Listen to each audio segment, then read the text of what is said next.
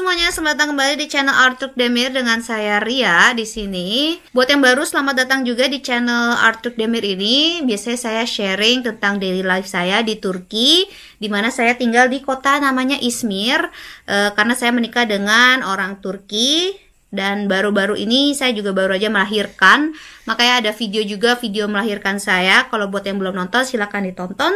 Dan juga ada video masa saya hamil itu juga ada, bisa dilihat juga playlistnya. Anaknya ada di mana? Anaknya ada di bawah sini, lagi ngapain? Lagi nenen. Jadi anaknya lumayan kuat nenennya, jadi kayak hampir seharian itu saya kadang kalau misalkan dia lagi pengen tuh bener-bener nempel terus, jadinya nggak bisa lepas dari saya, nggak bisa buat video kan jadinya. Jadi saya harus beginilah membagi waktu gimana caranya supaya bisa bikin video juga, terus bisa ngeladenin dia juga. Jadi this is the best way. Jadi kalau ada suara-suara agak aneh itu dari dia. Dari yang di bawah sini. Jadi video kali ini saya mau cerita tentang bagaimana bayi saya itu dirawat lagi di rumah sakit setelah lahiran. Jadi 3 hari setelah lahiran dia masuk rumah sakit lagi karena sakit kuning. Kita tuh lahiran itu hari Rabu, dan besokannya hari Kamisnya itu kita udah langsung keluar dari rumah sakit. Namanya insting ibu kali ya. Jumatnya itu saya agak curiga, anak saya kok kayak warna kuning ya, kayak sakit kuning nih gitu kan. Saya udah bilang itu ke mertua dan suami saya. Kebetulan waktu itu mertua saya juga lagi nginep di rumah kita, tapi mereka bilang enggak kayaknya enggak gitu. Ini mah sama aja sama kulit kamu gitu, kulitnya warna. Jadi buat mereka tuh kulit saya tuh agak kuning ya. Saya juga nggak terlalu, menurut saya tidak kuning, tapi ternyata baru ini saya kayak iya kuning juga ya. Anyway, jadi buat pas awal-awal tuh kayak mereka berdua tuh nggak terlalu nggak terlalu aware sama si penyakit kuning ini, dan lebih ke mikirnya ini oke, warna kulitnya warna kulit emaknya gitu. Jadi niru ke warna kulit emaknya, pikir seperti itu. Tapi emang pas Sabtu itu emang cukup kuning banget sih buat saya gitu. Jadi lumayan kayak bisa dilihat juga matanya agak keruh kuning banget. Jadilah kita ke dokter hari Sabtunya ke dokter, cuma cek doang awalnya buat cek abis lahirannya 3 hari setelahnya. Ternyata abis dicek jadi ceknya juga diambil darah di kakinya gitu, diambil darah. Aduh, kayaknya telapak kakinya diambil darah gitu, kayak sedih banget ngeliatnya ya. Jadi kayak kakinya kecil, terus udah gitu ditusuk-tusuk gitu, dan itu juga beberapa kali karena susternya juga nggak nemu juga, nggak bisa ngambil darahnya beberapa kali, jadinya beberapa spot diambil. Kayak ngeliatnya nggak tahan gitu loh ngeliat anak kecil, apalagi bayi kita sendiri kan. Anyway, dicek bilubirinnya ternyata bener. Jadi bilubirinnya itu biasanya di bawah 1 atau gimana deh, pokoknya angkanya tuh rendah banget, sedangkan dia itu dapat angka 16 bilubirinnya, jadi tinggi. Jadi kita yang tadinya cuma buat cek doang ke dokter pada hari itu, langsung siang itu langsung kita harus dirawat di rumah sakit. Dokter langsung bilang ini langsung dirawat aja karena cukup tinggi gitu loh, karena takut berbahaya buat anaknya. Jadi sebenarnya sih katanya batasnya itu kalau misalkan masih kayak 3-4 hari itu batasnya tuh 17 sebenarnya. Jadi dia masih agak di bawah, cuma udah tinggi gitu karena harusnya kan 1 ya kalau nggak salah batasannya. Ya udahlah, jadi kita nggak ada preparation, nggak bawa barang buat nginep juga kan. Jadi kayak lumayan shock. Terus saya juga lumayan sedih juga dan merasa bersalah. Soalnya si babynya ini pas hari semalamnya sebelum kita ke dokter itu dia emang ngerengek terus semalamnya itu. Jadi seharian tuh ngerengek terus minta nenen terus. Tapi sempat menghindar juga dari si bocah ini supaya nggak nenenin dia, karena saya sakit saya nggak mau. Mungkin kayak sakit karena kayak nenennya juga salah. Syukurnya sih sekarang sudah kebal ya, jadi kayak udah nggak terlalu sakit kayak dulu tuh bener-bener kayak sakitnya tuh bener-bener kayak traumatik banget buat saya gitu. Kadang-kadang saya masih agak trauma sih dari yang pertama itu. Jadi di Turki agak berbeda dengan di Indonesia. Kalau misalkan setahu saya, kalau di Indonesia tuh sakit kuning itu berhubungan dengan kurangnya jemur. Sedangkan kalau di Turki itu sakit kuning itu lebih ke bayi ini nggak dapat gizi yang cukup. Di lain kata dia nggak dapat ASI ibu yang cukup gitu. Karena kan saya kasih ASI. Dan buat informasi juga di Turki itu kan 4 musim ya, nggak kayak di Indonesia. Jadinya matahari itu nggak selalu ada, dan kebetulan pada saat itu adalah awal Maret itu yang dimana masih dingin gitu. Jadi di sekitar 10 derajatan di sini gitu. Nggak mungkin banget ada matahari pun kita nggak bisa sembarangan jemur bayi gitu, karena salah-salah malah jadi sakit gitu kan. Jadi opsi untuk jemur anak karena kuning itu udah nggak bisa deh. Jadi mau nggak mau kita harus push dari makanannya dia, jadi dari susunya dia, dari ASI. Tapi sayangnya saya itu masih belum bisa menyusui dengan baik gitu ketika itu. Jadi ASI saya pada saat itu keluar dan cukup banyak ya kayaknya ya, karena sampai itu mampet. Bukan mampet gimana, sampai keras banget payudaranya karena nggak dikeluarin gitu loh. Jadi anaknya sudah diambil babanya, jadi saya bisa ngevlog agak lebih santai sekarang. Jadi malam itu kita dirawat, syukurnya cuma 1 malam aja kita dirawat di rumah sakit itu. Jadi siangnya masuk jam 12 kalau nggak salah kita masuk. Terus jadi saya cukup kaget juga karena saya tahu gitu ada yang kayak dirawat gitu. Cuma setahu saya kalau kayak saudara saya atau teman saya gitu, bayinya itu biasanya kalau dirawat kuning, babynya itu diambil gitu. Jadi kita cuma nginep buka kamar, cuma ya buat si ibu itu kalau misalkan 2 jam sekali anaknya mau minum, jadi kayak baru dikasih ibunya atau dipompa atau gimana lah. Intinya si alatnya itu dinyalain dan dioperasikan dengan si susternya gitu, dari rumah sakitnya akan jalanin gitu. Tapi kalau kemarin kita bener-bener mesinnya itu dibawa ke kamar kita. Jadi mesinnya dibawa ke kamar kita yang bener-bener ngeliatin mesinnya itu nyala, matiin lagi mesinnya, masukin bayi, keluarin bayi, terus udah gitu kasih makan. Jadi semua tuh kita lakuin semua. Malam itu nggak tidur, kita bergadang berdua itu gantian buat liatin si bayinya. Capek banget lah saya juga baru melahirin gitu, masih kayak bagian bawah saya juga masih berdarah, terus udah gitu masih ada pain habis ngelahirin, juga dada saya juga nggak enak, baru lahiran nggak cukup tidur karena bayi juga kan nangis terus waktu semalam sebelumnya. Jadi kayak bener-bener kayak hell banget deh ketika itu, bener-bener kayak tapi mau gimana kan ya. Semua itu diajarin sama susternya, masang penutup matanya gimana, terus apa yang harus dilakukan dan segalanya diajarin di awal. Habis itu selanjutnya ya udah kita sendiri.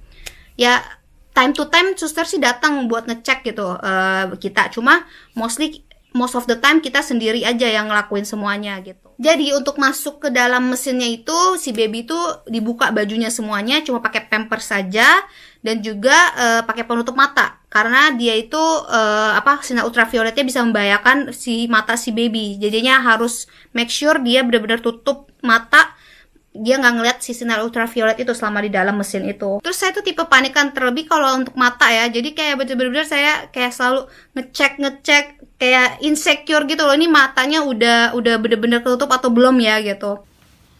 Sekarang dipakein lagi matanya ya.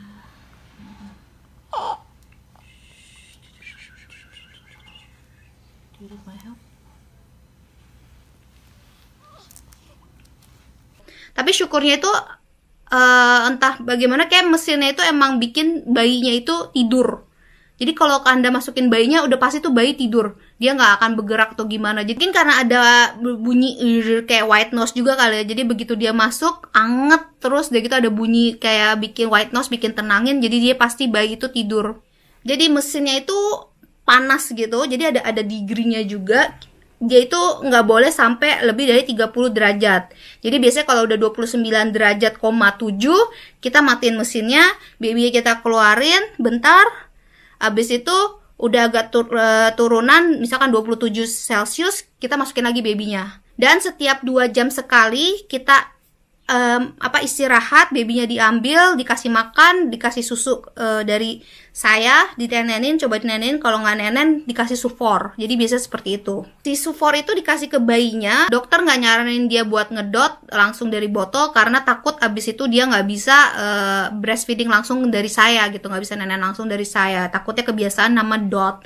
Tapi sampai saat ini sepenglihatan saya, anak saya sih masih bisa-bisa aja ngedot sampai sekarang. Jadi sempat dia saya mix sufor itu cukup lama, yaitu adalah sebulan hingga sebulanan. Baru-baru ini kita baru lepas benar-benar full ASI sekarang. Syukurnya bisa full ASI sih sekarang. Disarankan untuk pakai kayak suntikan gitu, kayak suntikan di apa buat dikasih ke baby, atau enggak pakai sendok. Awalnya pertama kali Atila minum sufor agak oke sih, jadi dia kayak oke gitu, kayak bahkan dia agak mulutnya kayak pas dikasih minum susu masih susternya itu pakai pakai suntikan gitu, bayinya sampai kayak gini refleks tangannya gini, masukin lagi gitu. Awalnya sih dia mau. Gönder.